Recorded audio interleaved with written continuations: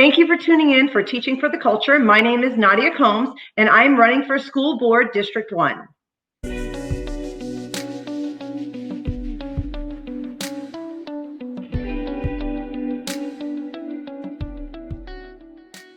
So thank you so much for coming in, and I appreciate the opportunity to have this interview. How are you doing today, Nadia? I'm doing great. Thank you for having me, Bianca, and thank you for hosting with Teaching for the Culture.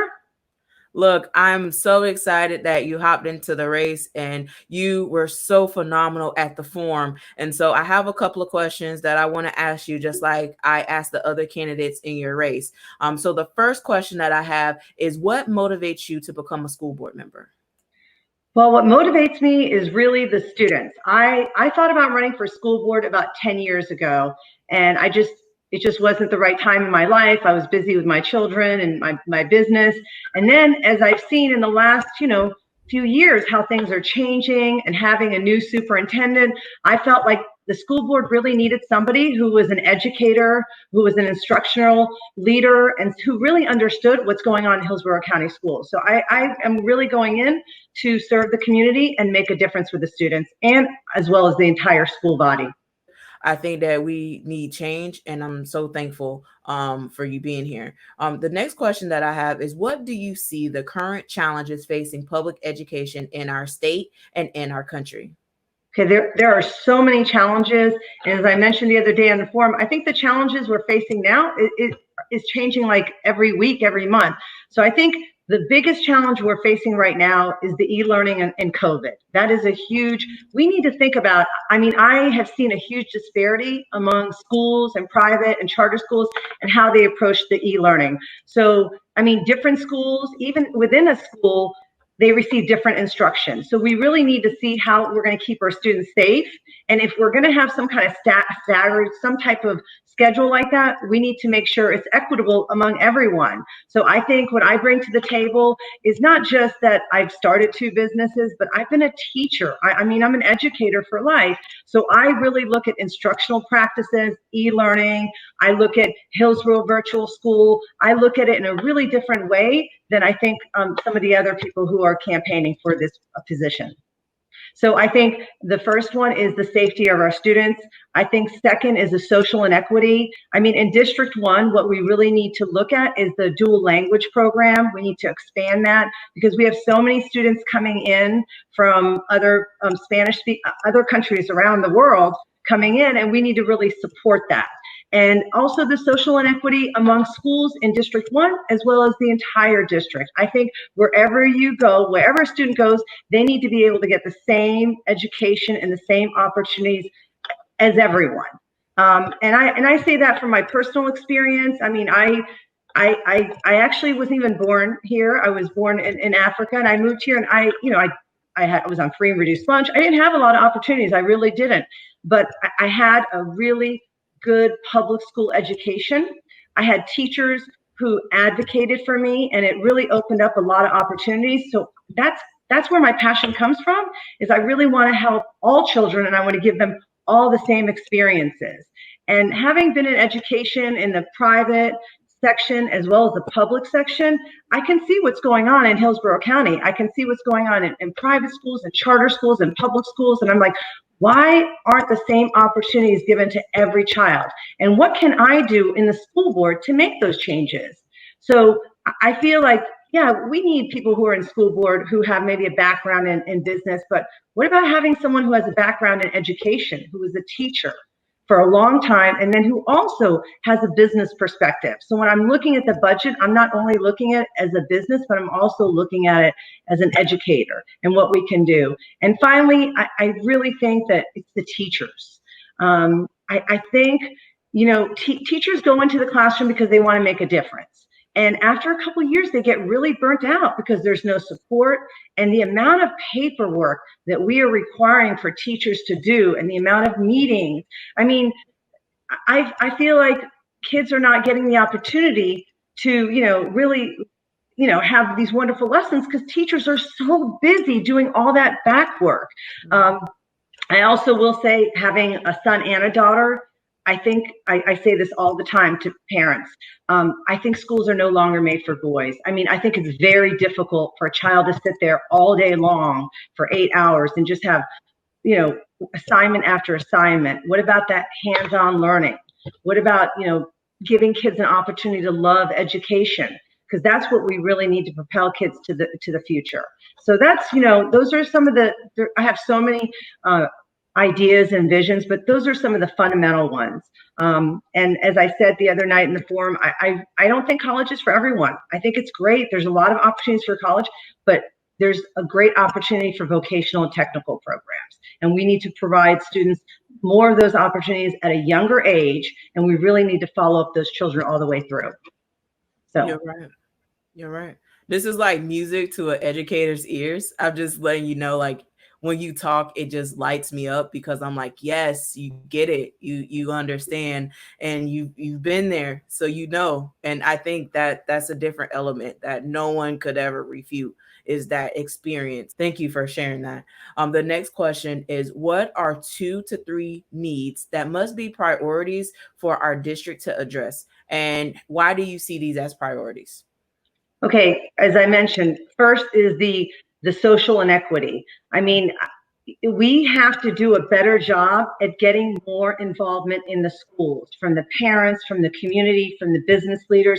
And I see that's one of the things that I can do. That's what I've always done, is I've connected people to businesses. When I walk into a school, I mean, I think it's great if a school needs, cones or something like that, but I'm really looking at the school as a whole. Like, what can we do to bring more families in? What can we bring? How can we bring, like for District 1, how can we bring in these Spanish-speaking families into the schools and help advocate and teach them and provide them more of a base so that way they can help their children? So it really goes from the very beginning to working with the families and then supporting them in school. And I know District 1 has done so well because there are communities within those schools, and we need to expand that throughout the entire district. So that's one of my priorities, is really promoting more of a community involvement, more involvement and options for students.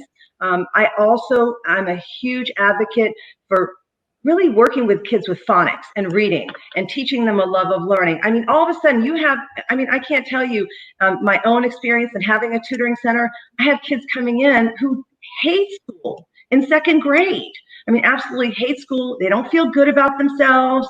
They don't feel they're smart. They've already, they're already in tier 1, and, they've already been identified for what they need help with. And they don't. And so what we need to do is really work on building that foundation of learning, putting forth phonics, not teaching to the test. If you have a third grader who's working on a beginning of second grade level, teaching them the FSA to get that score is not going to get them where they need to be in long term. So we really need to go back to the basics approach. As you know, we're rolling out the new best standards in Florida. I would like to see Hillsborough County to be at the forefront of that and going back to some basic foundational skills. You have students in middle school who don't know the multiplication tables. You have kids in 4th grade who can't read or put sentences together. So we really need to go back to the basics approach, teaching kids, working on what level they are and moving them up. So I think that is really important. If we do that, the other thing I also feel is, like, we need to create a culture of respect with teachers and students. I know that when I taught at Franklin Middle School, I taught a dropout prevention program, and I worked with 40 students. A teacher and I, we each had 20 students. And we made such a difference because we taught to the level that what they were, and we moved them up 2 or 3 years. You can't take a 7th grader and teach them 7th grade when they're working on a 3rd grade level. Okay, that is what ends up creating kids who have low self-esteem, low confidence, and then obviously classroom management issues. And I always tell people, I don't care how wonderful of a teacher you are. I don't care how well you know your subject area. If you don't have classroom management, then you're going to be unable to teach. And classroom management, focusing on positive rewards, positive reinforcement. We need to stop making kids feel bad about themselves and make them feel good about what they're doing. Amen. Amen. So next question, COVID-19 has changed the way that we live in this world. What are some of the things you will advocate for during this pandemic in our educational system? Well, I think with COVID-19, we have to get a better platform for e-learning. I mean, we have to do that. I mean, I'm hoping that we go back to school, but I don't know what that's going to look like. I mean, kids are on their computers all day long right now. I mean, can you imagine? It's been 6 months where they're watching Netflix or playing video games all day long. They're not going outside. So when we come back, we have some work to do. I mean, we're going to have to really go back and fill those holes. And unfortunately, our lowest performing school students and our poorest students are going to be affected the most by this.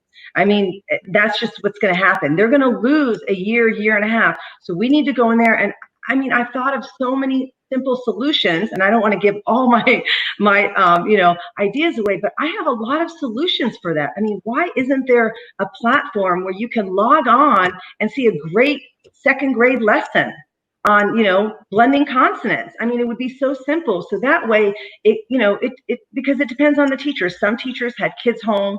They couldn't go on e-learning. Some teachers could do it all day. And so there's a big difference on what kids were learning. We need to make sure that is more aligned across all our schools. So that way all the students are getting the same type of learning. So I think with the COVID, we need to make sure that we're working with the students, especially the K through 3 with the phonics, and we need to provide that platform through education and through the school. Mm-hmm. Yeah, you're on it. You're on it, especially with our babies in District 5. I mean, we've gone from the inequities with not having enough equipment to, not having proper training on how to use the equipment to having the necessary tools to connect the equipment. So it's just obstacle after obstacle after obstacle. And some kids just gave up. They said, I'm not going to be able to do it. So I'm glad that you're speaking to those issues because those are really, really important, especially to me personally. The next question I have is, what is your vision for education in this community? Okay, well, my vision for education in this community is to make sure it's equitable with all students. I really want to go back to the very beginning with the foundation for pre-K. We need to make those programs stronger. When kids walk into kindergarten, they all should be at the same level, or they all should be able to, identify their letters, know their beginning sounds. Instead, you have students who are coming in who are reading, and then students who've never been able to identify a letter. So we really need to promote more of those pre-K programs. We need to really provide more hands-on learning for kids. I mean, in kindergarten, I remember, kids used to learn years ago, it was their letters and numbers. Now, by the end of kindergarten, you need to be reading. Not every child is going to be reading by the end of kindergarten. That does not mean that they're not going to be extremely successful in life. So one of the things that we need to do is focus more on that beginning learning and really provide that support all the way through. As kids transition into middle school, I think that we need to look at introducing more vocational and technical programs at the middle school level, not wait till high school, because by the time you go into high school, it's too late for a lot of kids, and so they've already, if your everybody in your neighborhood, this person hasn't gone to school, this person hasn't gone to school, this person went to, so when you get to high school, you're going to have more of a foundation, and then you're going to have more options. And so we need to provide more options as far as IB, capstone programs for those students who are college ready, who want to go to college. But then on the other hand, we need to provide more vocational and technical programs. And for those children who want to go into the military, why not provide some standards and some leadership skills that are going to help them become leaders in the military? So those foundational skills and that go all the way through are really very, very important. So that's my vision in education. I also think that we need to have more people in the school board who understand what happens with, when I walk into a school or when I talk, I know the two most important people in the school are the school secretary and the custodians. Those are the people who know. So I think that we need to form more of that community. I think people had a little taste of what it was like to be a teacher with their students with the e-learning. Well, can you imagine that with 25 students and with different Yes. abilities, and on top of that, classroom management issues. So I think parents might have felt like they got a little taste. Well, let's put you in there with 25 different students and with a lot of paperwork, and tell me how you feel at the end of the year or at the end of 3 years. So we need to make sure that we are providing that support to the teachers, so that way we can retain those teachers, we can provide support for those teachers, and that way the teachers stay in our school system and they don't leave. I just had one of my former tutors the other day, and she said to me, she'd worked in a Title I school for 3 years, and she said, you know, Nadia, I'm done. I'm going to go teach at a private school. And I said, no. She said, I just didn't feel like I got support. I got support the first year or two. After that, I didn't feel like I got support. So now I'm going to leave. And I said, well, I'm going to do what I can to get you back. So that's what I want to do. I want to get the best teachers and bring them back to our school. Yeah. So the last question that I have is, how can people support you? Well, just the way I'm going to win is through a grassroots approach. I'm going to be honest with you. And you can do that through votenadiacombs.com. I will tell you, the second person who donated to my campaign was a student of mine at Sly Middle School 17 years ago. She found me through your platform, and she could not believe that I was running. And so just a grassroots approach. I'm going to go out there to the community, let them know what I have to offer. I want to provide service to our community. I want to help each and every child. I'm going to make District 1 the best district, but I am also going to go into District 5. I'm going to go into District 4. I mean, my heart is with Title I students. You can ask anyone who's met me and who knows me. My heart is with Title I students. I want to make a difference in people's lives, because I was given such a great opportunity through the school system, and I wouldn't be running if I didn't think I was going to put 110% effort. I am going to put my heart in there. I am going to work well with the school board members. I am going to pass things that are going to affect and help each and every child. I'm going to make a huge impact. And with a new superintendent coming in, I think we need school board members who know education, who are going in there, who are looking at instructional practices, who are looking at the curriculum that's coming. There's big changes that are happening, and we need to make sure that we know we have somebody who's going to advocate for our students and advocate for our teachers and advocate for every single person in that school. So votenadiacombs.com, just share my information on Facebook and YouTube, and just a grassroots approach. I'm not looking for big donors. I don't need that. I'm going to win by letting people know who I am and letting them know how I can serve our community and how I can serve our children. Well, you heard her. So make sure that you support, and thank you so much for taking time out of your day to answer these questions so that the community can hear your heart and hear your passion for kids. And it's definitely something that we can hear loud and clear. So thank you so much for your service and what you're doing. And I wish you well on your campaign, and I can't wait to watch and follow you along your journey. So thank you guys for tuning in to Teaching for the Culture. And this is your host, Bianca Goolsby. And until next time, peace. Thank you so much, Bianca.